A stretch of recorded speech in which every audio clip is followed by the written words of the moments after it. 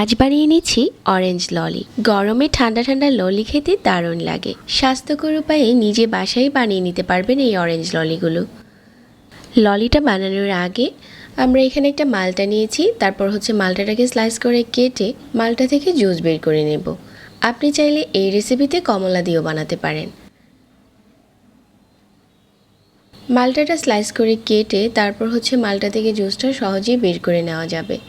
তারপর একটা বাটি নিয়ে চেপে চেপে মালটা থেকে জুসটা বের করে নিচ্ছি। মালটা থেকে যখন জুসটা নেওয়া হয়ে যাবে একটা সাইডে রেখে দিয়ে এখানে আমি নিয়ে নিচ্ছি একটা বাটিতে 2 চা চামচ কর্নফ্লাওয়ার। 1/3 কাপ পানি দিয়ে এই কর্নফ্লাওয়ারটা গুলিয়ে নিচ্ছি।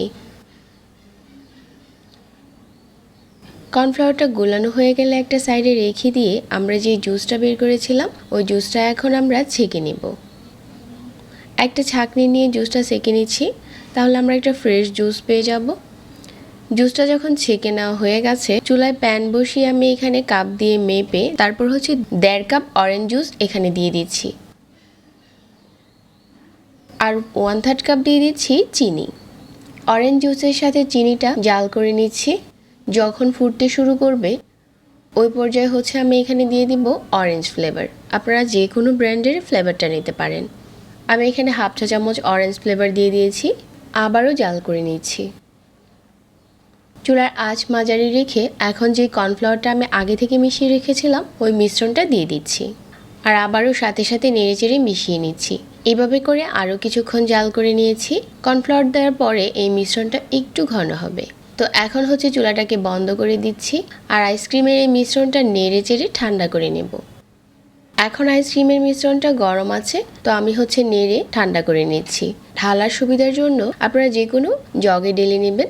আর আজকে আইসক্রিমটা জমানোর জন্য এরকম আইসক্রিমের মল্ট নিয়েছি। আর আইসক্রিমের এই মল্টে আইসক্রিমের মিশ্রণটা ঢেলে দিচ্ছি। আর উপরে ফয়েল পেপার দিয়ে ভালো করে মুখটা বন্ধ করে দিচ্ছি। আর মাঝ বরাবর একটু কেটে এখানে আমি কাঠি দিয়ে দেব। আইসক্রিমের মল্টের সাথে যেই কাঠিগুলো আছে ওগুলো দিতে পারেন, তবে এক্সট্রা কাঠি দিয়ে যদি আমরা আইসক্রিমটা বানাই তাহলে দেখতে আরও সুন্দর লাগে। এখন আইসক্রিমটা 8 থেকে 9 ঘন্টার জন্য ডিপ ফ্রিজে রেখে দেব। 8-9 ঘন্টা পর আইসক্রিমটা পুরোপুরি জমে গেছে। এখন আইসক্রিমটা নামিয়ে কিছুক্ষণ রেখে দিলেই এটা এমনিতেই খুলে আসবে। ঝটপট বানানো হয়ে গেছে ফ্রেশ অরেঞ্জ জুস দিয়ে অরেঞ্জ ললি। আশা করছি আমার আজকের এই ললির রেসিপি সবার কাছে ভালো লেগেছে। সবাইকে ধন্যবাদ জানিয়ে আজকে এখানেই বিদায় নিচ্ছি। আল্লাহ হাফেজ।